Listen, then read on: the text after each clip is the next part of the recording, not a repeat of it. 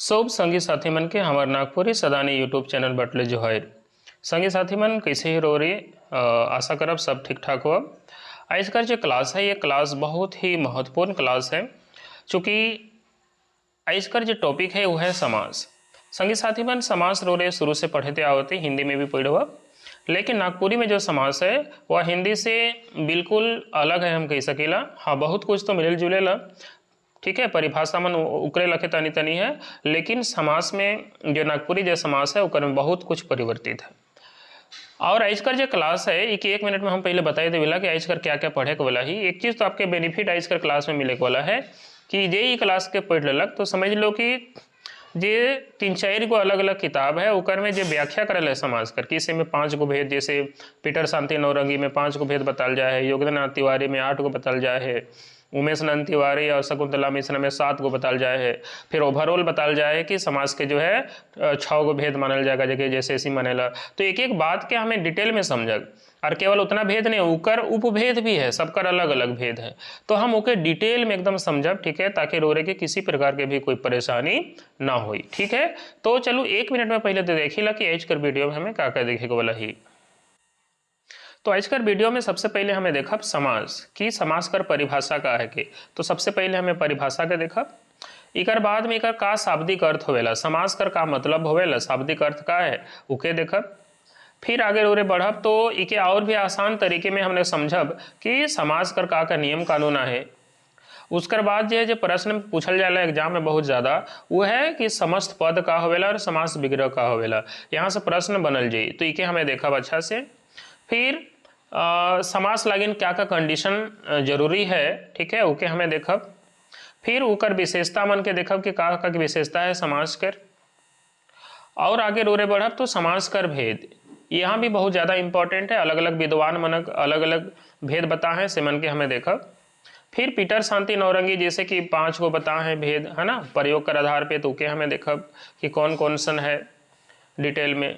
फिर आगे रोरे अगर बढ़ब तो पंडित योगेंद्र नाथ तिवारी, ठीक है, ये 8 गो बता है, तो कौन कौन से 8 गो भेद हैं इसके हमें थोड़े सा डिटेल में देख लो।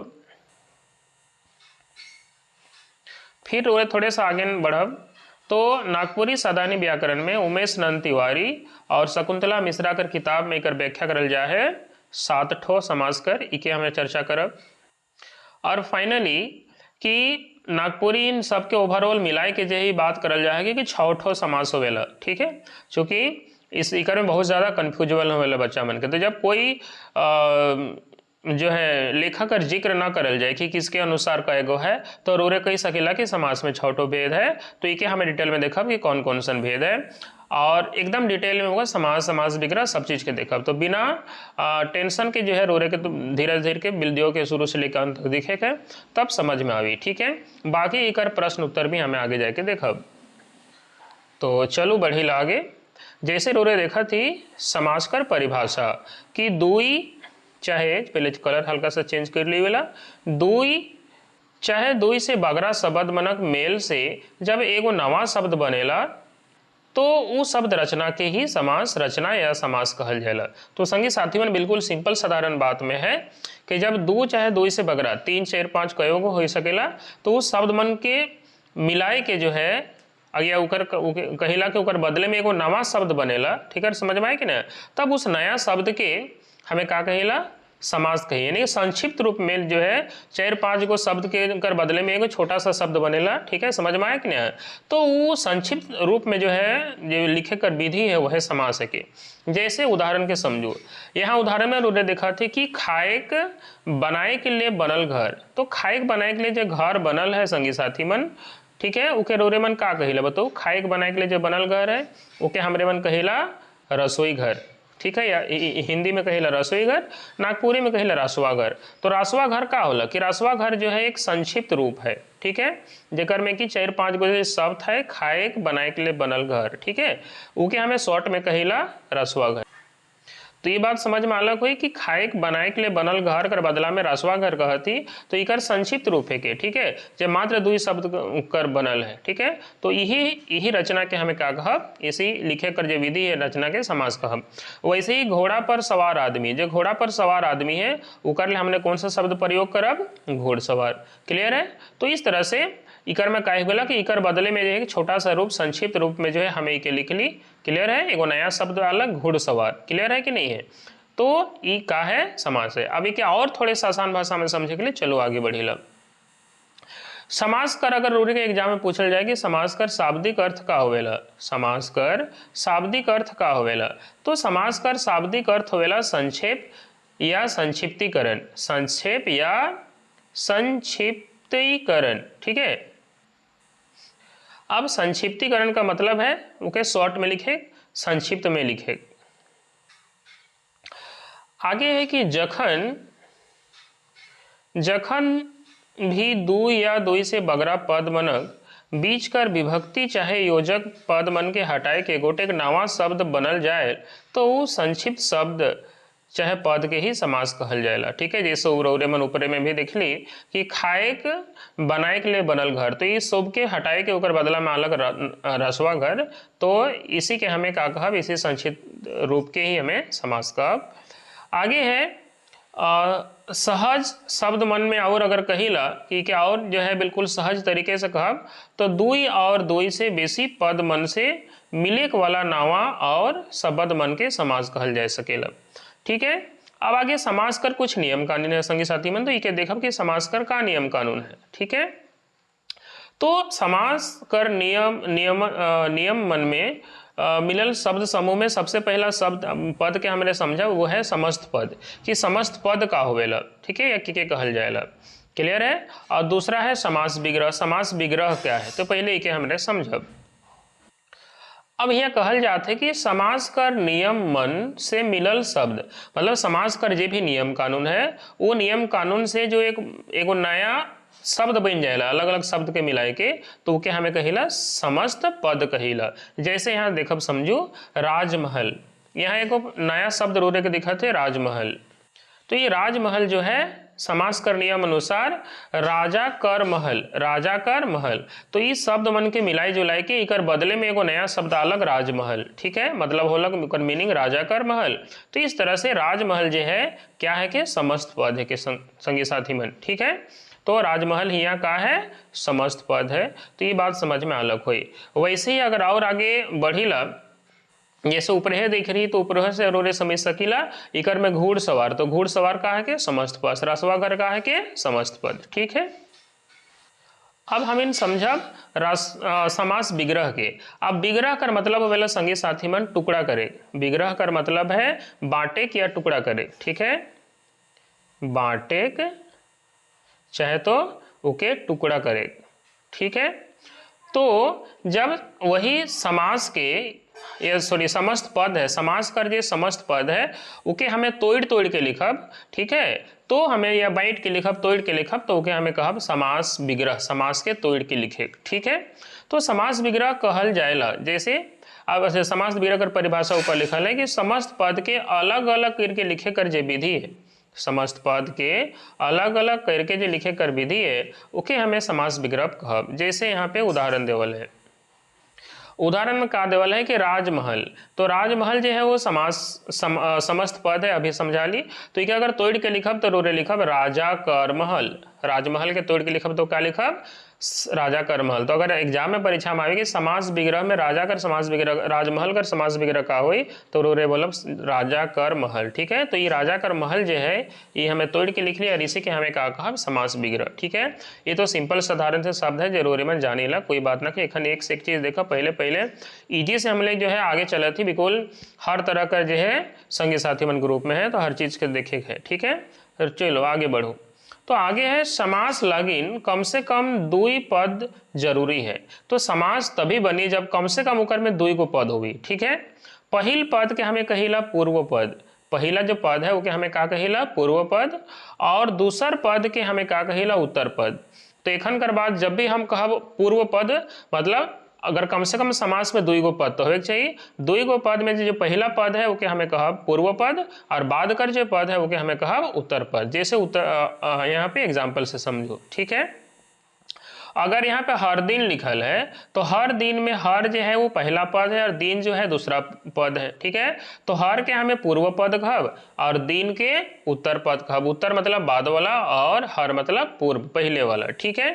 अब समास कर विशेषता के समझो, ठीक है, कि समास कर का विशेषता होवेला, ठीक है। एक एक एग्जाम्पल हम देवत ही ओकर बाद आगे जाएंगे डिटेल में देखब। तो समास कर विशेषता का होवेला तो बिल्कुल ध्यान से समझब, जो कि परीक्षा में अगर पूछ दिलक कि इकर में कौन समास कर विशेषता है के या ना लगे तो कैसे बताब। तो समास कर का विशेषता मन है, तो संगी साथी मन ध्यान से देखो यह कि समास में दुई पद कर जोड़ होवेला, अर्थात समास में दुई गो पद के हमरे मन का करीला जोड़ीला, ठीक है। वैसे दुई से बगरा पद भी हो सकेला, लेकिन कम से कम दुई पद होवे चाहिए, तो कम से कम दुई पद के जोड़ी लिया ज़्यादा हो सकेला।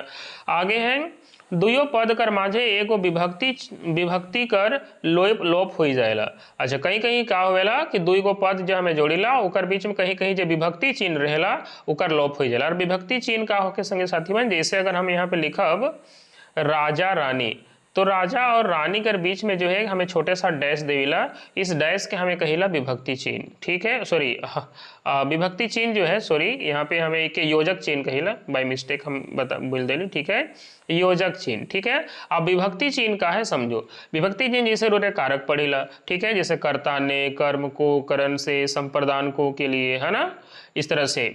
तो हमें ये विभक्ति चिन्ह है ना, ने, को के लिए, मेष पर, है ना, का, के, की, तो ये हिंदी कर है। वैसे ही नागपुरी कर भी कारक कर चिन्ह होवेला, समझ में आला कि नहीं अलग, तो वो विभक्ति चिन्ह भी यहाँ पे लोप हो जाएगा।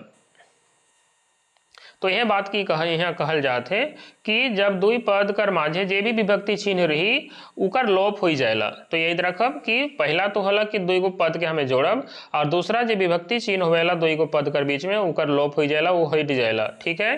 तीसरा कि दुई पद मिल के एगो नया पद बनेला, ठीक है। दुई गो पद मिल के और एगो क्या बनेला, नया पद में बनेला हिया, ठीक है। देखिए भी समझब। आगे है दुई पद में कौनो पहला पद और कौनो दूसरा पद, तो कौनो दुयो पद मुख्य प्रधान हो जाएला। तो ये समास में क्या होएला, जब दुई पद है जैसे पूर्व पद और बाद वाला के हमें क्या कहेला उत्तर पद, तो कभी कभी पूर्व पद प्रधान हो जाएला, कभी उत्तर पद प्रधान हो जाएला, और कभी कभी दुयो है पद प्रधान होवेला। अब कैसे होवेला आगे जाके हमें उदाहरण जब बताब तो रोरे के समझ में आई। जैसे अगर हम कहब भाई बहन, ठीक है, हम यहाँ पे कहब भाई बहन, ठीक है। तो भाई जो है वो पूर्व पद है के और बहन जो है वो उत्तर पद है के, तो इकर में भाई और बहन दोनों ही अपन जगह में प्रधान है, तो यहाँ दोनों ही मुख्य है या दोनों ही प्रधान है, समझ में अलग कि नहीं अलग। लेकिन वैसे ही इकर जगह में और हमें कहब रसोई घर, समझ में अलग, या फिर और हमें कहब चिड़ी मार, समझ में आए कि नहीं है, या फिर और जो भी नाम हमने ले, ठीक है। तो उकर में जो है एक पद दूसरा पर डिपेंड होगी, ठीक है। कोई पद जो है वो कोई पहला पद पर डिपेंड है, तो इकर में क्या हो जाए कि पहला पद प्रधान हो जाए। तो इके हमें देखब आगे डिटेल में, अभी एखन देखे वाला ही। अब हमारे समझक समास कर भेद की, ठीक है। तो नागपुरी भाषा में अनेक विद्वान मन है और जे मन अलग अलग जो है भेद कर बात कर रहे हैं। तो नागपुरी भाषा कर विद्वान मन इकर भेद ले एक मत न है, उमन अलग अलग भेद कर बात कर रहे हैं। तो सबसे पहले बहुत ही महान जे हमार विद्वान है रहे पीटर शांति नौरंगी उकर बात करब। तो उमन वो बता है कि प्रयोग कर आधार पर जो है, ठीक है, मुख्य रूप से मुख्य मतलब मुख्य रूप से समास कर 5 ठो भेद होवेला। तो अगर परीक्षा में पूछे कि पीटर शांति नौरंगी कर अनुसार जो है समास कर का एगो भेद है, तो रोरे के बताए है 5 ठो, ठीक है। अब 5 ठो कौन कौन है संगी साथी बन, तो पहला तो है अव्ययी भाव समास, ठीक है। अव्ययी भाव समास, अब ये अव्ययी भाव समास का होवेला, तो आगे जाके हमें देखा फिर भी हमें बताई देवती कि जिस समास का पहला पद जो है अव्यय है, ठीक है, तो अव्ययी भाव समास कहलाएला। अब यहाँ कुछ उदाहरण एखन देखते चलो, ठीक है। तो अव्ययी भाव समास जैसे वो बता है पहिले पहिल, ठीक है, मने मन या छंदे छंद, ठीक है। तो ये जो समास है ये अव्ययी भाव समास का उदाहरण है, ठीक है। आगे जाके बिल्कुल डिटेल में हम बताब कि के का कहल जाएगा, अब एकदम टेंशन मत लो, ठीक है।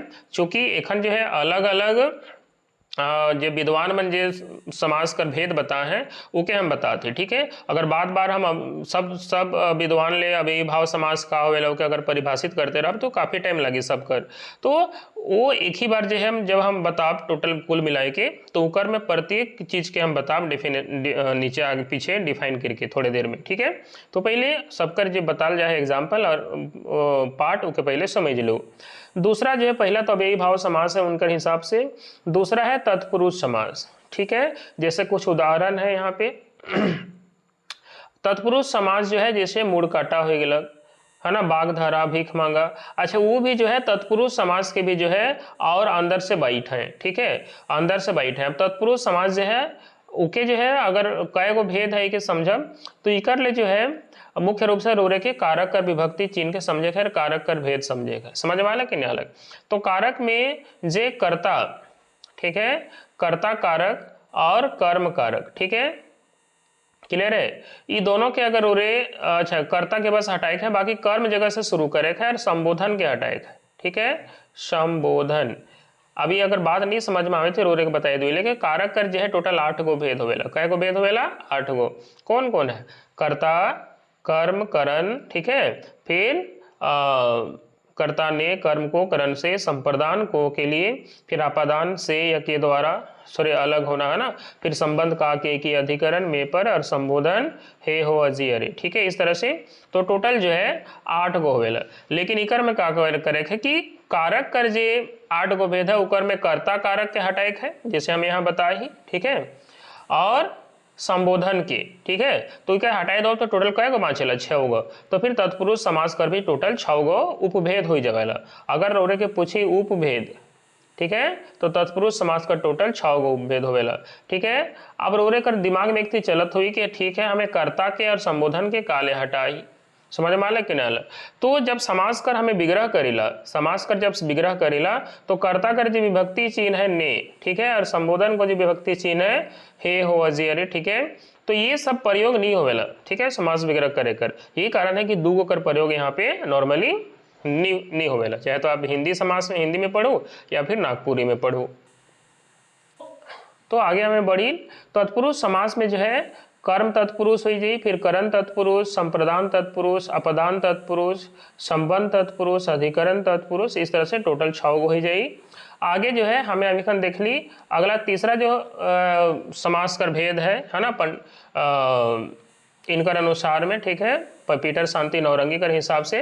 तो एखन तक हमें जो है 2 गो देख चुकी, एक तो अव्ययी भाव समास और दूसरा तत्पुरुष समास। बाकी तीसरा में चलूँ तो तीसरा का है, तीसरा यहाँ पे है कर्मधारय समास, चौथा द्वंद्व समास, पांचवा बहुब्रीहि समास। तो टोटल 5 गो भेद बताए, क्लियर है। तो एक चीज रोरे के एखन कंपेयर भी करे है जो हिंदी से पढ़ी, रोरे में पढ़ हो कि हिंदी में टोटल जो है 6 गो भेद है, हिंदी में टोटल जो है वो कै गो भेद है, समास का 6 गो भेद है। और पीटर शांति नौरंगी जो है टोटल 5 गो भेद बताएं। तो कौन सा समास कर भेद जो है यहाँ छूट लग हिंदी से अगर कंपेयर करब तो, ठीक है। तो यहाँ पे अव्ययी भाव समास तो है, ठीक है, तत्पुरुष समास भी है, आगे यहाँ देखब तो कर्मधारय समास भी है, द्वंद्व समास भी है, बहुब्रीहि भी है। तो कौन छूट गलक, तो द्विगु समास छूट गलक। यहाँ पे कौन सा छूटलक संगी साथी मन, द्विगु समास, है ना, ये समास छूट गलक जो कि हिंदी में देवल है, क्लियर है। अब हम बात करेला कि पंडित योगेंद्र नाथ तिवारी, पंडित योगेंद्र नाथ तिवारी के हिसाब से जो है टोटल अगर पूछल जाए तो नागपुरी में जो है 8 गो समास है। अभी जो है 2 गो एक्स्ट्रा बता है, तो यही तो आपके समझे है। जैसे हिंदी में रोरे 6 गो पढ़ी, अभी कर में 8 गो भेद है। तो 8 गो भेद कौन कौन है, वैसे हिंदी में भी जो है बहुत सारा बुक में जो है वो 8 गो बताल जाए, ठीक है।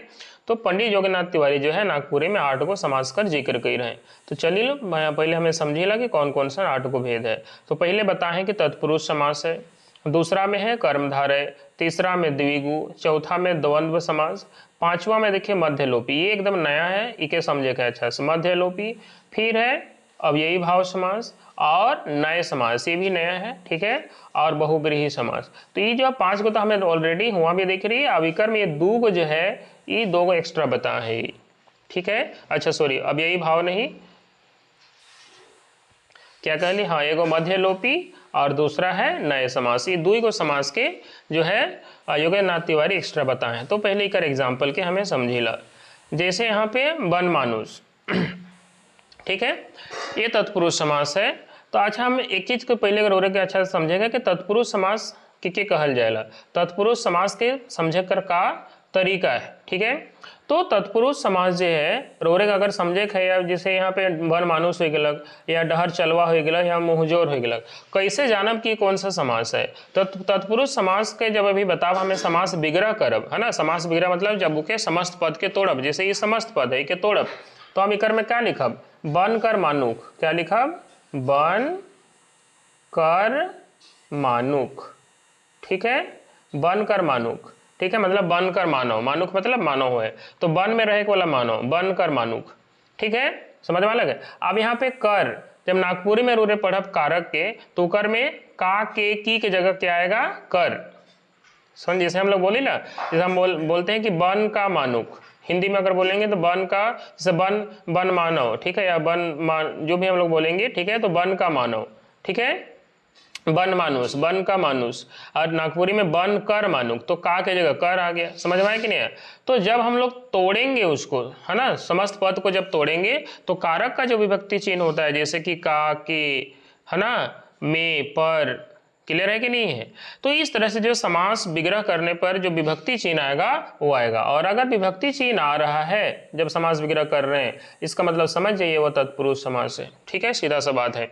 जैसे यहाँ पे डहर चलवा, तो क्या होगा, डहर में चलेक वाला, समझ में, डहर में चलेक वाला, तो यहाँ पे में आएगा। अब में भी जो है वह क्या है, समास का विभक्ति चिन्ह है। में किस में आता है बताइए, ये आपका जो है अधिकरण में आता है, अधिकरण में या फिर पर, क्लियर है, मुंह जोर। तो इस तरह से ये सारा कुछ तोड़िएगा तो आपको तत्पुरुष समास में विभक्ति चिन्ह आपको देखने को मिलेगा, ठीक है। जैसे यहाँ मुंह जोर है ना, मुंह के जोर एक वाला। आगे है कर्मधारय समास, ठीक है। तो कर्मधारय समास का उदाहरण है महाजन, ललमटिया और नीलगाय, ठीक है। अब इकर व्याख्या जो है, सब चीज कर व्याख्या हम आगे जाके करब, हम रोरे के कहती तो थोड़ा सा धीरज धरू, आगे इके बताए के वाला ही हमें डिटेल में, पहले बस उदाहरण के समझते चलो, ठीक है। तो कर्मधारय समास का जैसे उदाहरण यहाँ बताया जाए है महाजन या ललमटिया या नीलगाय। वैसे द्विगु समास, ठीक है, द्विगु समास में दो पहिया और पंचमहना। अब द्विगु का समझे कर बहुत ईजी तरीका है, वैसे आगे जाएगा हम बताब कि द्वि, जैसे द्वि क्या है, ये द्वि का मतलब संस्कृत वाला वर्ड है, द्वि का मतलब जो है दो होता है, जो कि एक संख्या है। तो इस तरह से कोई भी समास का अगर पहला पद जो है वह क्या है, संख्यावाचक है, जैसे पंच संख्या है, दो संख्या है, नवरत्न अगर हम बोल देली, ठीक है, तो नौ जो है पहला पद संख्या। तो जो भी समास कर पहला पद संख्यावाचक है तो वो सीधा से मतलब है वो क्या है जी, वो तो रोरे के द्विगु समास हुई जी, क्लियर है। चलो आगे बढ़ो, द्वंद्व समास, ठीक है। तो द्वंद्व समास, ठीक है, जैसे गाय बछरू भाई बहन, इके चिन्हे कर सबसे अच्छा तरीका है कि दो पद कर बीच में जो है योजक चिन्ह लगा रही, इस तरह से, है ना। हो सके कहीं कहीं योजक चिन्ह नहीं भी लगा रही तो कैसे पकड़ब, तो जब योजक चिन्ह, जैसे यहाँ पे गाय बछरू है कि समास वगैरह करब, तो हमें क्या लिखब, गाय और बछरू, गाय और बछरू, ठीक है, गाय और बछरू, ऐसा हम लिखब इकर में, ठीक है। तो बीच में और आवी, तो दूसरा पकड़े कर तरीका है, एक तो उकर में योजक चिन्ह लगा रही जेके देख के रोरे कह सकेला कि द्वंद्व समास है। दूसरा जब ओके रोरे तोड़ब तो तोड़े में जो है विभक्ति चिन्ह में क्या आवी, यहाँ पे और आवी बीच में, है ना, और यहाँ विभक्ति चिन्ह नहीं है, इकर में जोड़े के लिए जो है कनेक्टर के तौर पे क्या आवी और, तो रोरे समझ जाब कि हाँ ये द्वंद्व समास है। जैसे अगर हम कहिला यहाँ चलाचल, हम कहिला यहाँ चलाचल, ठीक है। अब चलाचल, अब यहाँ पे चलाचल आएगा, अगर रोरे के कहल जाए कि बताओ चलाचल जो है वो कौन प्रकार कर समास है के, तो रोरे यहाँ फंस जाब, ठीक है। तो चलाचल भी जो है वो द्वंद्व समास है के, इधर में योजक चिन्ह तो कहीं दिखत न है, लेकिन जब इके तोड़ब रोरे तो ये हुई चल और अचल, ठीक है, चल और अचल। जैसे चल और अचल जो संपत्ति है ना, चल संपत्ति अचल संपत्ति, तीसरा से चल और अचल के तोड़ब, तो बीच में और अलग है नहीं अलग, तो बीच में और अलग जब समास वगैरह कर ली तो इकर मतलब समझ जो कि वो क्या है, द्वंद्व समास है। तो कभी कभी विभक्ति चिन्ह योजक चिन्ह बीच में हो भी सकेला और कहीं नहीं भी हो सकेला। आगे है मध्य लोपी, ठीक है, मध्य लोपी, मध्य मतलब बीच में और लोप मतलब हट जाना। तो जहां भी समास में मध्य पद हट जाएला, ठीक है, विलुप्त हो जाएला, तो क्या मध्य लोपी समास कहल जाएगा। जैसे यहाँ पे क्या है, घर दमदा मतलब घर कर दमाद, ठीक है। तो यहाँ पे कर जो पद है वो का हो गया, हट गया, जो विभक्ति है, ठीक है। दूध पुआ मतलब दूध कर पुआ, क्लियर है। तो बीच में जो विभक्ति चिन्ह है या बीच में जो पद है ना, क्या है यहाँ पे घर दमदा है, यानी कि घर कर दमाद, क्लियर है कि नहीं। तो बीच वाला पद क्या हो गया, हट गया, विलोप हो गया, ठीक है। इसे दूध पुआ, तो दूध कर पुआ, बीच वाला पद हट गया, तो इस तरह से मध्य लोपी पद हो जाएगा। बाकी यहाँ अव्ययी पद, अव्ययी भाव समास है, तो हम पहले ही बोल चुके हैं कि अव्ययी भाव समास का होता है जिसका पहला पद अव्यय हो, और अव्यय का मतलब एक ऐसा शब्द, ठीक है, जो संज्ञा सर्वनाम विशेषण क्रिया किसी के वजह से जो है उसमें कोई परिवर्तन नहीं आता है, तो हम लोग उसको क्या बोलते हैं, अव्यय, ठीक है। जैसे अगर हम कहिला भरपेट, हम क्या कहती, भरपेट, मोय भरपेट खाना खा लो। अब भरपेट जो है, ठीक है, वह क्या है, अव्यय है, हम क्या बोल दिए, भरपेट, तो भरपेट जो है अव्यय हो जाएगा। कैसे, अगर यहाँ पे देखिएगा, अगर हम बोलेंगे यहाँ पे कि राम भरपेट खाना खालक, तो भरपेट में कोई परिवर्तन नहीं आया। सीता भरपेट खाना खाई, ठीक है, वे लोग भरपेट खाना खाए, तो यहाँ पे लिंग बदल रहे हैं, वचन बदल रहे हैं, है ना। जैसे राम अकेला था पुरुष, सीता अकेली थी लेकिन स्त्री, फिर वे लोग बहुवचन में आ गया, लेकिन भरपेट अपने जगह भरपेट है, कोई परिवर्तन नहीं आ रहा है इसमें, समझ में आए कि नहीं आया। लेकिन क्रिया वगैरह में देखिए बदल जाएगा, राम खाना खाता है था, सीता खाना खाती है हो गया, वे लोग खाना खाते हैं हो गया, समझ में आए कि नहीं। तो इस तरह से यहाँ पर भरपेट जो है, ठीक है, इसमें एक ऐसा ये पद है जिसमें संज्ञा सर्वनाम या विशेषण क्रिया वगैरह में कोई प्रभाव नहीं पड़ता, हर में वही रहेगा, तो फिर वह अव्यय है, जिसमें अ मतलब नहीं और व्यय मतलब खर्च, समझिएगा यहाँ पे अव्यय, आ का मतलब होता है नहीं और व्यय का मतलब होता है खर्च होना या परिवर्तन होना, समझ में आया कि नहीं है। और आ का मतलब होता है नहीं, मतलब यहाँ पे कोई परिवर्तन नहीं होगा, ठीक है, समझ में आया क्या, तो वो क्या कहलाता है, अव्यय। तो ये जो है अव्यय के बारे में आपको समझ में आया होगा। तो यहाँ पर जिस समास का पहला पद अव्यय हो तो वह अव्यय भाव, जैसे हर, हर क्या है, अव्यय है, कौन क्या है, अपव्यय है। तो इस तरह से हर घड़ी, कौन खन, हर संभव, हर संभव, यथाशक्ति, ठीक है, यथा शक्ति, तो इसमें यथा क्या चीज है, अव्यय है, हर क्या है, अव्यय है, भरपेट में भर क्या है, अव्यय है, समझ में आया कि नहीं है, ठीक है। तो इस तरह से ये अव्ययी भाव समास हो जाएगा। आगे चलिए नए समास को समझते हैं। तो नए समास क्या है, नए समास, ठीक है, नए का मतलब वैसे होता है नहीं, है ना। नए का संबंध समझ, अगर आपको अच्छा से समझना है तो वहां पे आप समझिएगा नहीं, है ना। तो नए समास जिसमें कोई बात नहीं पर आ रहा है, नहीं मतलब जिसमें आपको लग रहा है कि हाँ वह नहीं है, ठीक है, तब हम लोग क्या बोलेंगे, नए समास। जैसे बेलूरा, जिसको बेलूर नहीं हो, जिसको लूर नहीं है, लूर मतलब बुद्धि, जिसको लूर या बुद्धि नहीं हो तो उसको नए समास। अनसुन, जो सुन नहीं रहा है, ठीक है, जो अनसुना कर रहा है तो उसको अनसुन बोलेंगे। तो जहां पर भी नई बीच में आ रहा है उसका मतलब वह क्या है, नए समास है, ठीक है। तो कब ऐसा होगा, जब उसको समास वगैरह करिएगा उसको मीनिंग निकालने के लिए, तब जब वहां पे नई आएगा, ठीक है, तो वो क्या हो जाएगा, नए समास हो जाएगा। आगे आ गया बहुब्रीहि समास, ठीक है, कि बहुब्रीहि समास क्या है। जैसे यहाँ पे है कन पातर, क्या है, कन पातर, ननमुही। तो अब यहाँ पे दो चीज, आपको एक चीज आपके दिमाग में चल रहा होगा कि सर जो आप जो है वो कर्मधारय समास का परिभाषा नहीं बताए हैं, है ना, कर्मधारय समास, ठीक है। और अभी एक आ गया बहुब्रीहि, बहुब्रीहि समास। तो हम इन दोनों को जानबूझ के जो है पहले नहीं बता रहे थे और वैसे ये लास्ट में है, क्योंकि इन दोनों को आप अच्छा से एक दूसरे को रिलेट करिएगा तब जाके समझिएगा, नहीं तो बहुत बार जो है आपको बहुब्रीहि और कर्मधारय में कन्फ्यूजन होगा, ठीक है।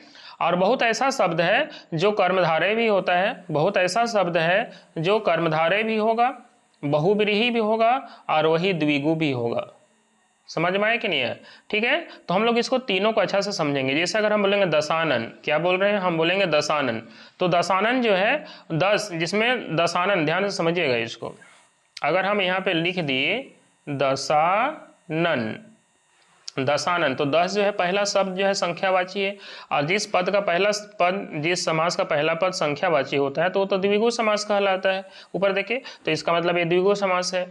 फिर दशानन, जिसका 10 आनन हो, ठीक है, या 10 आनन वाला, क्लियर, तो फिर वह कर्मधारय समास हो जाएगा।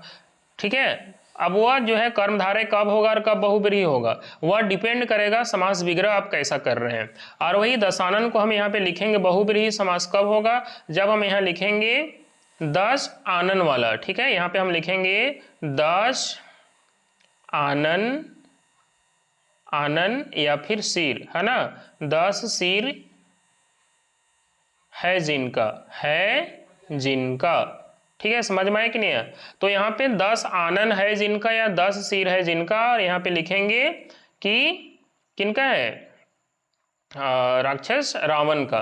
क्लियर है कि रावण, हम यहाँ पे लिख दिए रावण। ठीक है, अब समास विग्रह पर डिपेंड कर रहा है, ध्यान से देखिए। हम ऊपर में क्या बोले, बहुब्रीहि कब हो रहा है, हम जब उसको बोले कि 10 आनन है या 10 सर है जिनका फिर रावण, इसका मतलब है कि एक विशेष अर्थ प्रकट रहा है। ठीक है, ये सारा शब्द जो है किसी और को व्यक्त कर रहा है। ठीक है, जब दो या दो से ज्यादा समूह जो है, शब्द का जो समूह है, ठीक है, वह क्या कर रहा है कि किसी अन्य व्यक्ति को या किसी अन्य किसी चीज को वह क्या कर रहा है, व्यक्त कर रहा है वहां पर। ठीक है, तब वह बहुब्रीहि समास हो जाएगा। ठीक है, समझ में आ रहा है। लेकिन कर्मधारय समास क्या है, कर्मधारय किसी एक विशिष्ट व्यक्ति को प्रकट नहीं कर रहा है। जैसे हम केवल बोल देंगे 10 सिर वाला, समझ में आया कि नहीं। अब 10 सिर वाला कोई भी हो सकता है, समझ में आया कि नहीं। अगर हम बोल देंगे चतुर्भुज, तो 4 भुजा वाला कोई भी हो सकता है। अगर हम बोल देंगे नीलकंठ, तो नीला कंठ वाला, तो नीला कंठ वाला कोई भी हो सकता है। समझ में आया कि नहीं है, तो फिर वो कर्मधारय हो जाएगा। लेकिन नीलकंठ में हम बोल देंगे कि नीला कंठ है जिनका शिव जी या महादेव, तब हो जाएगा बहुब्रीहि समास। तो इसका मतलब कब होगा बहुब्रीहि और कब होगा कर्मधारय, इसको समझने के लिए आपको क्या करना पड़ता है, उसके लिए आपको समास का विग्रह करना सही जानना पड़ेगा कि कैसे समास का विग्रह किया हुआ है। वही समास का विग्रह अगर किया हुआ है, अगर आपको पूछ देगा कि यह समास विग्रह किसका है, तो फिर जो है आप बता पाएंगे आसानी से कि हाँ ये बहुब्रीहि है कि कर्मधारय है। ठीक है, तो रोरेमन की बात समझ में आ रही कि कर्मधारय समास जो है वह जब समास विग्रह रोरे के करब, ठीक है, तो उकर में क्या होएला कि कोई तीसरा कोई व्यक्ति को वह विशेष रूप से प्रकट नहीं करत थे। ठीक है, लेकिन बहुब्रीहि समास में समास विग्रह करले का होएला कि वह कोई विशेष अर्थ प्रकट करेला कोई अन्य थर्ड पर्सन के लिए। ठीक है, बाकी इसका डेफिनेशन हम अलग से भी देखब। देखो, जीवन परेशान है कि अब यही भाव समास, जीवन परेशान है कि परिभाषा का है, जो जैसे रोरेमन के हम कही है कि हम आगे जाके बताब, जो कि आगे हम परिभाषा सबके देवल है। ठीक है, तो हर जगह हम परिभाषा का तो लिखा भी नहीं, अलग अलग जे लेखक हैं उनकर अनुसार जो बताल जाए है। ठीक है, तो हम एक जगह रही, इसीलिए रोरे कहती कि हम बाद में, जैसे अब यही भाव कर समास कर परिभाषा रोरे यहाँ देखा थी, फिर तत्पुरुष समास कर देखा थी, कर्मधारय समास कर्म तत्पुरुष का होवेला, ये सारा चीज कर जो है यहाँ पे रोरे के देवल है। तो हम एक एक चीज की जब कही बताओ तो हम एक डिस्क्राइब करब। तो चलो रोरे के थोड़ा सा हम बताइए देवीला। ठीक है, कर्मधारय समास कि जे समास में पहला पद विशेषण और दूसरा पद विशेष्य होएला। ठीक है, अब विशेषण और विशेष्य, ठीक है, ये दो बात के भी रोरे के अच्छा से समझ पड़ी कि विशेषण का होवेला और विशेष्य क्या होवेला। ठीक है, तो कर्मधारय समास में पकड़े कर बहुत अच्छा तरीका है कि जिस समास में पहला पद, ठीक है, वो का होवेला विशेषण और बाद वाला जो उत्तर पद है वो का होवेला विशेष्य। ठीक है, और आगे है कि पहला पद और उत्तर पद उपमान और उपमेय कर संबंध रहेला। ठीक है, और पहला और जे उत्तर वाला पद है मतलब शुरू का और बाद का जो पद है उसमें किसका संबंध रहेगा, उपमान और उपमेय का संबंध रहेगा, तो उसको कर्मधारय समास कहते हैं। अब ये बात तो आप शुरू से पढ़ते आए होंगे, आप हिंदी में भी पढ़े होंगे और हमेशा आप कंफ्यूजन में रहे होंगे। ठीक है, जिसको भी कंफ्यूजन रहा होगा कि पता नहीं उपमान और उपमेय क्या है, विशेषण और विशेष क्या है, तो कोई टेंशन नहीं है, हम रोरे के अच्छा से बताई दो थी कि का होवेला। देखो, पहले समझो कि विशेषण क्या है और विशेष्य क्या है। बात सबसे पहले हमें करीला विशेषण कर। ठीक है, विशेषण तो विशेषण उ शब्द के कहिला, विशेषण उ शब्द होवेला जो कोई संज्ञा या सर्वनाम कर विशेषता बतलाएला। ठीक है, विशेषण उ शब्द के कहिला जे कोई संज्ञा या सर्वनाम कर क्या करेला, विशेषता बतलाएला। जैसे हम कहली कि राम बहुत ज्ञानी लड़का है, राम बहुत ज्ञानी लड़का है, तो ज्ञानी जो है ये शब्द है जे किकर विशेषता बताते हैं। ज्ञानी जो शब्द है वो राम कर विशेषता बतलाते हैं कि राम कैसन है, ज्ञानी है। इकर मतलब ज्ञानी जो है वह क्या है, विशेषण है संगी साथी मन। समझ में आला कि नहीं है। और विशेष ये क्या होवेला, विशेष जो है जेकर बारे में विशेषता बतलाल जाता है। जब जोरे बताओ ये शब्द जो है कि राम, चलो लिखे दिलाई के, चलो हम नागपुरिया में लिख ले लिए के, ठीक है, कि राम ज्ञानी छोड़ा है। ठीक है, अब राम ज्ञानी छोड़ा है, इकर में ज्ञानी जो है वो केकर बारे में बता थे, ये ज्ञानी जो है केकर बारे में डिस्क्राइब करे थे, राम कर बारे में बताल जाते कि राम ज्ञानी छोड़ा है के। ठीक है, या राम ज्ञानी छोड़ा है। इसका मतलब ये ज्ञानी जो शब्द है वो केकर विशेषता बताते, राम कर। इसका मतलब ज्ञानी क्या है, विशेषण है। तो विशेषण के कहल जाएला जे कोई संज्ञा कर विशेषता बतलाते तो राम यहाँ संज्ञा है, तो संज्ञा कर विशेषता बतलाते तो इस शब्द के हम का कहा, विशेषण। और फिर विशेष से क्या है, तो विशेष जो है जेकर बारे में बताल जाते हैं, जेकर बारे में विशेषता बतलाल जाते उ संज्ञा या सर्वनाम के ही हमें क्या कहिला, विशेष्य कहिला। अब इकर में विशेष्य कौन है, इकर में विशेष हो जे राम, चूंकि राम कर बारे में विशेषता बतलाल जाते कि ज्ञानी कौन है, राम है। तो इकर मतलब कि जेकर बारे में विशेषता बतलाल जाए उके हमें विशेष कहिला। ठीक है, और जेकर बारे में जो कुछ भी कहल जाए, मतलब जेकर बारे में विशेषता के तौर पे जो बात कहल जाए वो बात क्या कहलाएला, विशेषण। जैसे राम कर बारे में विशेषता में क्या बतलाल जाते कि ज्ञानी है, तो ज्ञानी विशेषण है। लेकिन राम ये केकर बारे में विशेषता बतलाल जाते तो राम कर बारे में, तो राम क्या है, विशेष। क्लियर है। तो ये बात तो रोरे का समझ में आलक हुई कि विशेषण का होवेला और विशेष क्या होवेला। ठीक है, ये बात रोरे का अच्छा समझ में आलक हुई कि विशेषण और विशेष क्या है। बाकी नहीं समझ में आए तो कोई बात नहीं, अखन तक भी अगर नहीं हमको उम्मीद है समझ में आई गया, कोई फिर भी नहीं समझ में आए तो जरूर रोरे बताब, हम कोशिश करब कि आगे डिस्क्राइब करे के लिए। ठीक है, आगे है कि उपमान और उपमेय। ठीक है, बहुत लोग के उपमान और उपमेय नहीं समझ में आवेला, तो पहले समझो उपमान और उपमेय क्या है। ठीक है, तो जब कोई वाक्य अगर देवल है, जैसे हम एक वाक्य लेके बताती रोरे, जैसे हम एक वाक्य यहाँ लिख ली, ये वाक्य में रोरे का देखा थी कि राम कर चेहरा चांद सा सुंदर है। तो नागपुरी में हम कहा थी कि राम का चेहरा जो है वह चांद के समान सुंदर है।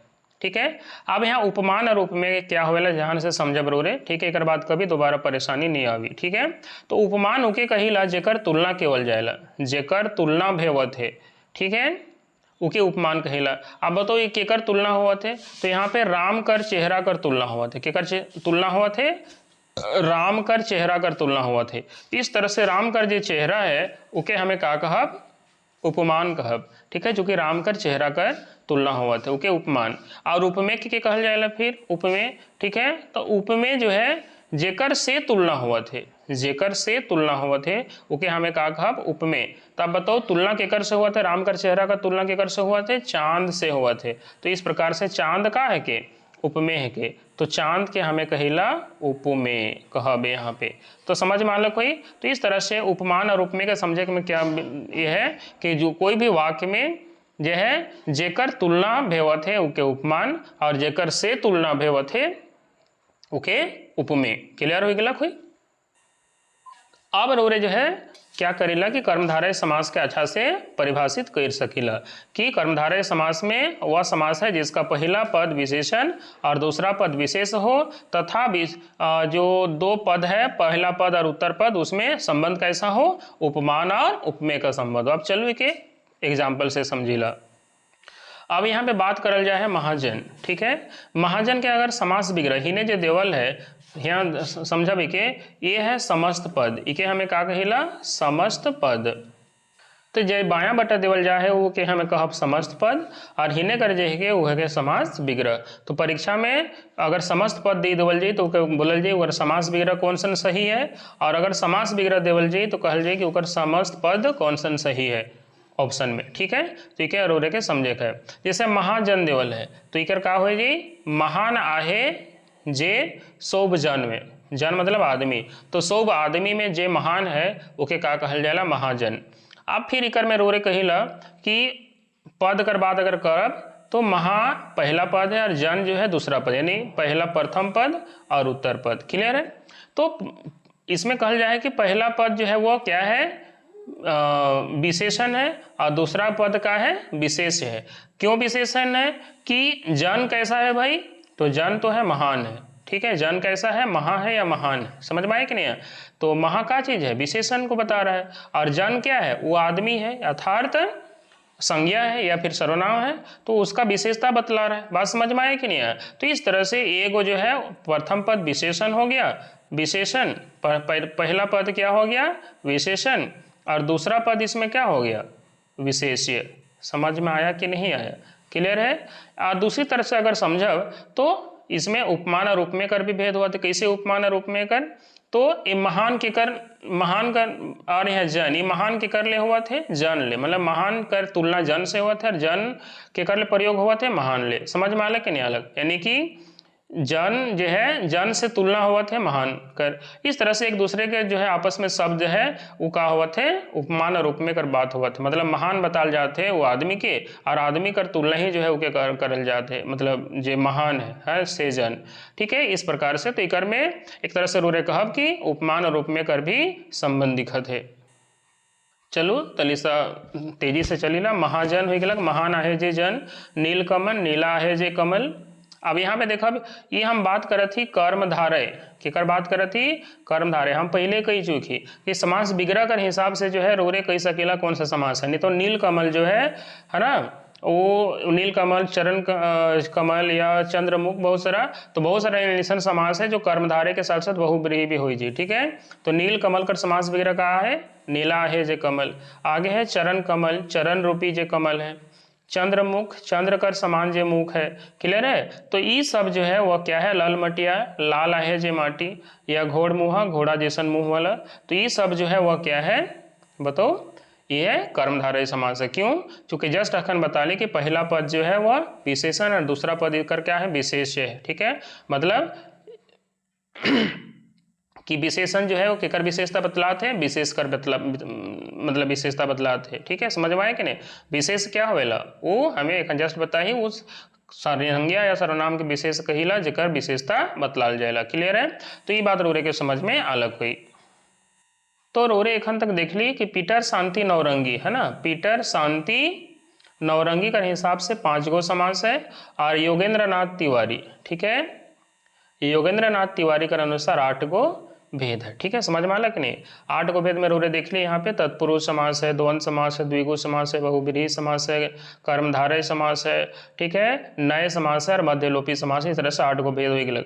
अब जो है हमें देखा नागपुरी सादानी व्याकरण कर किताब जो है उकर हिसाब से, यानी कि शकुंतला मिश्रा और उमेश नंद तिवारी का जो किताब है उकर हिसाब से, तो उकर हिसाब से 7 ठो जो है समास कर भेद बताल जाए है। तो हम बार बार जो है जिक्र ज़्यादा नहीं करब। तत्पुरुष समास बताए हैं जो कि पहले जैसन है, कर्मधारय, द्विगु, द्वंद्व और अव्ययी भाव, ये 5 गो समास हो गए। फिर नए समास और बहुब्रीहि समास, तो सब कर जिक्र हम पहले कर चुकी, तो ज़्यादा बताए कर जरूरत रखे। बाकी आप PDF है ये देख लो अब, ठीक है।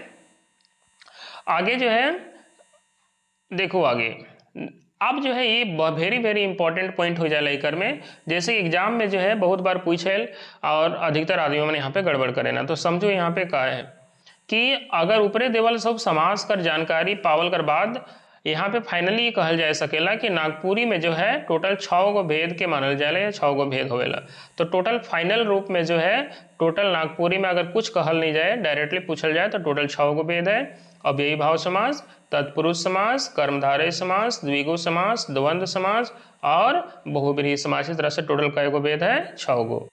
अब देखो परिभाषा अव्ययी भाव समास कर, तो जे समास में पहला पद प्रधान होवेला, जे समास में पहला पद प्रधान होवेला और बाकी जो समस्त पद है वो अव्यय है, तो ओके हमें अव्ययी भाव समास कहिला।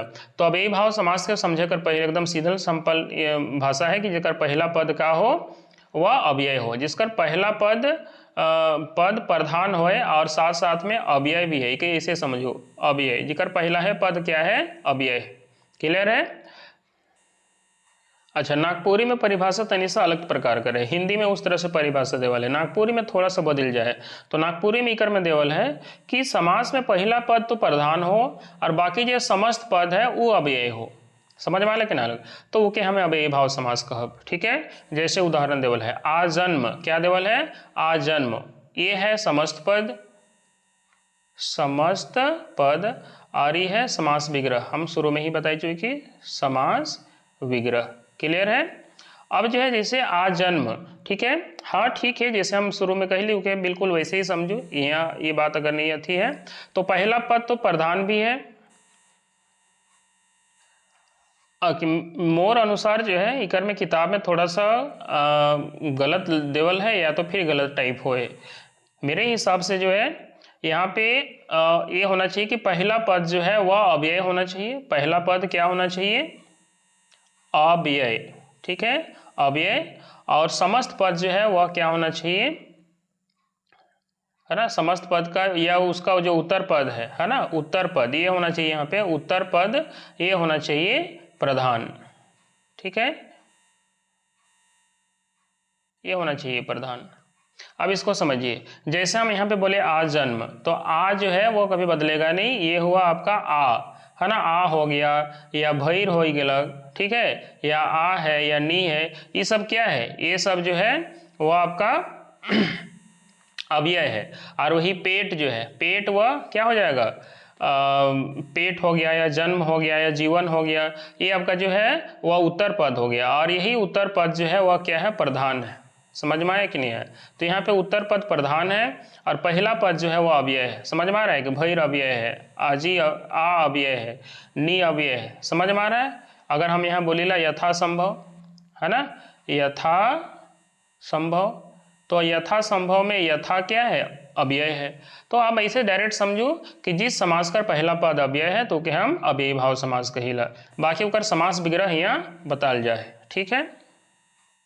आगे है तत्पुरुष समास। तो जे समास में दूसर पद मुख्य या फिर प्रधान होए और समासिक रूप देख में कारक पर सरकर लोप हो जाए, ठीक है, वो तत्पुरुष समास है के। अभी के इस तरह से समझो कि तत्पुरुष समास जो है वह समास है जिसका दूसरा पद जो है पद मुख्य या प्रधान हो जाए, पहला पद ना हो के क्या हो, दूसरा पद प्रधान हो जाए। समझ में आया कि नहीं है? ठीक है। और वहाँ समासिक रूप देने के लिए जो है वहाँ पे कारक का चिन्ह प्रयोग होता है, कारक का जो प्रसर्ग है या फिर चिन्ह है उसका प्रयोग यहाँ पे होगा। क्लियर है? तो फिर वह क्या कहलाएगा, तत्पुरुष समास। ठीक है, चलिए इसका उदाहरण लेंगे तो आपको समझ में आएगा। अगर यहाँ पे कारक का उपभेद पूछ दिया जाए, उपभेद, अगर कारक का यहाँ पे उपभेद पूछ दिया जाए तो याद रखिएगा कारक का जो है, सॉरी कारक बोलते हैं बाय मिस्टेक, तत्पुरुष समास का उपभेद पूछ दिया जाए तो तत्पुरुष समास का उपभेद जो है टोटल यहाँ पे 6 गो उपभेद होगा। अब कौन कौन है जरा समझिएगा। तो यहाँ पे पहला तो कर्म तत्पुरुष जो 6 गो उपभेद है, कर्म तत्पुरुष है। दूसरा हम आते हैं करण तत्पुरुष है। वैसे तो हम शुरू यहीं से बता देते हैं, नीचे दिखाने की जरूरत नहीं है, आगे देख लेंगे। तो कर्म तत्पुरुष है, फिर करण तत्पुरुष है, फिर सम प्रदान हो जाएगा, है ना, सम प्रदान हो जाएगा, फिर आपादान हो जाएगा, आपादान, फिर संबंध, और क्या हो जाएगा, अधिकरण। ठीक है, अधिकरण। तो इस तरह से टोटल क्या हुआ, यहाँ पे आप गिन सकते हैं, टोटल 6 गो हो गया। ठीक है ना, 1 2 3 4 5 और 6। तो टोटल इस प्रकार से 6 गो जो है उपभेद है। तो रोरे का समझ में अलग है कि ये 6 गो उपभेद है। ठीक है, तो आप एक एक करके देखिएगा कि 6 गो उपभेद का है। तो कर्म तत्पुरुष पहला है, कर्म तत्पुरुष। तो इकर में कर्म कारक कर परसर कर लोप हो जाएगा, अर्थात कर्म कारक कर जो चिन्ह है ना, कर्ता ने कर्म को, ठीक है, तो हिंदी में को होता है, नागपुरी में कर होता है। ठीक है, तो जो कर जो है उसका लोप हो जाता है। ठीक है, जैसे यहाँ देखिएगा मन चोर, तो मन के चुराई वाला है ना, तो कर या के, है ना, कर या फिर के आता है चिन्ह किसका, कर्म कारक का। क्लियर है कि कर्म कारक का चिन्ह ये, तो इसका लोप हो जाता है, ये हट जाता है। जैसे यहाँ पे देखिए मन के हरेक वाला, तो मन के हरेक वाला को हम लोग क्या बोलते हैं, मन चोर, या मन के चुराइक वाला, हरेक वाला के जगह में कह सकीला चोराइक वाला, चोराइक वाला। तो मन के चोराइक वाला के क्या कहिला, मन चोर। तो यहाँ पे के हट जाए, तो चित के चोराइक वाला, तो चित चोर, तो के हट गया यहाँ से, ओकर लोप होला कि नहीं होला। वैसे वंश के धारण करे वाला, तो के हो गया वंशधर। क्लियर है? तो इस तरह से जो बीच में जो विभक्ति चिन्ह होएला कर्म कारक कर, ओकर लोप हो जाएला तो के तत्पुरुष समास कहिला। बाकी उदाहरण है रोरे के देख लो। नेक्स्ट है करण तत्पुरुष। तो इकार में करण करते विभक्ति चिन्ह है, तो करण कर्ता ने कर्म को करण से या सय, हिंदी में से बोलते हैं और नागपुरी में सय, ठीक है। तो वो विलोप हो जाएगा, जैसे धन रहित यानी धन से रहित या धन से रहित।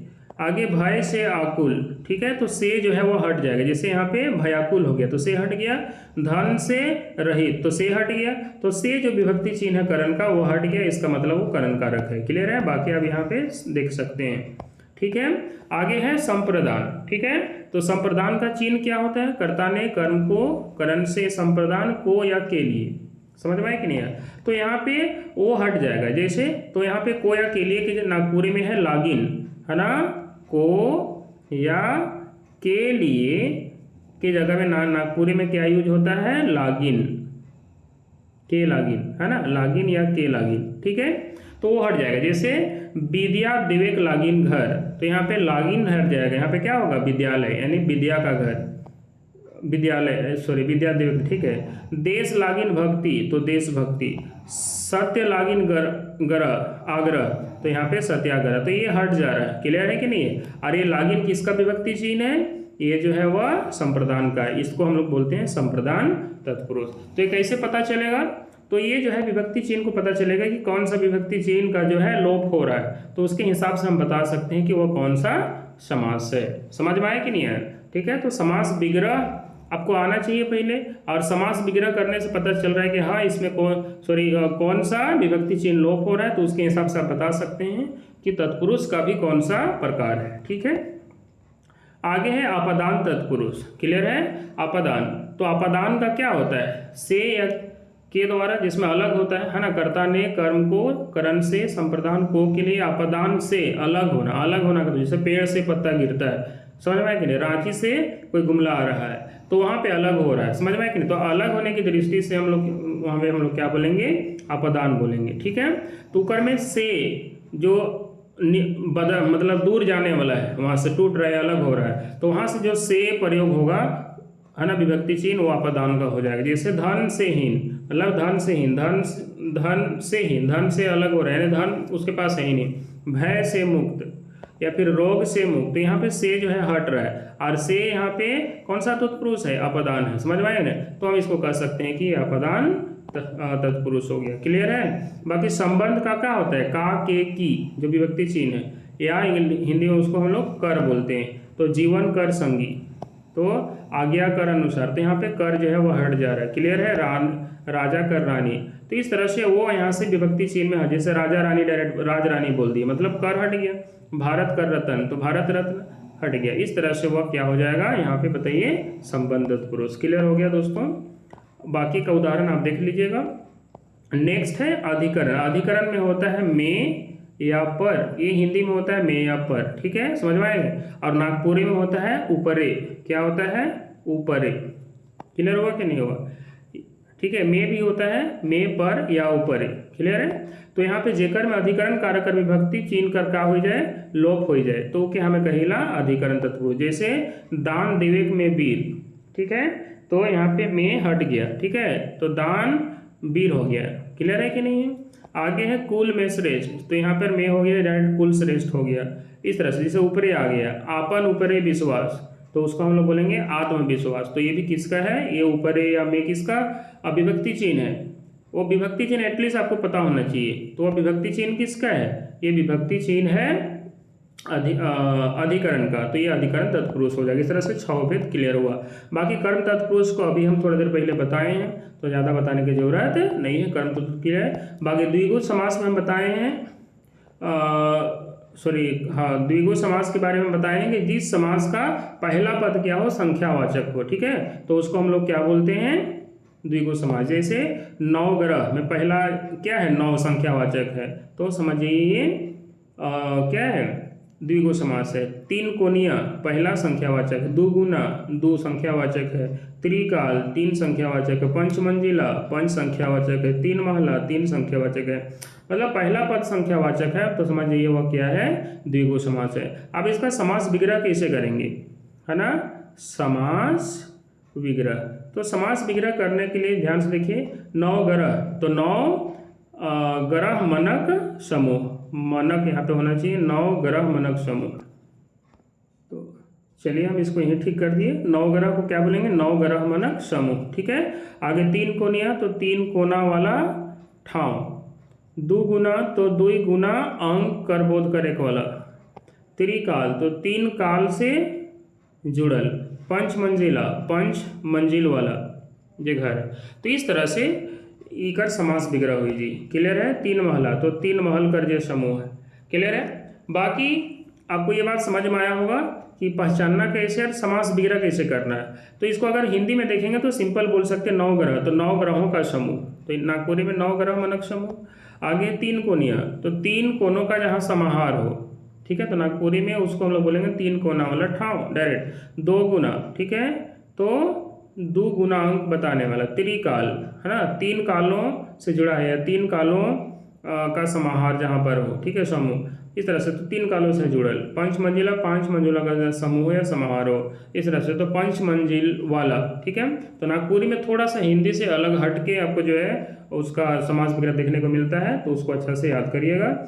आगे द्वंद्व समास। ठीक है, जिस समास का दोनों पद प्रधान होता है, दुयो पद जो है संज्ञा होगा और दोनों पद प्रधान होगा, दोनों के बीच में योजक चिन्ह लगा रहता है। हर हमेशा योजक चिन्ह लगा रहे ऐसा कोई जरूरी नहीं है, जैसे ऊपर बताए थे हम। ठीक है, क्या दिए थे, चलाचल, बीच में योजक चिन्ह नहीं लगा है, चलाचल। ठीक है, जैसे मैंने यहाँ पे कहा था चलाचल, बीच में कोई योजक चिन्ह नहीं है, लेकिन फिर भी ये क्या है, द्वंद्व समास है।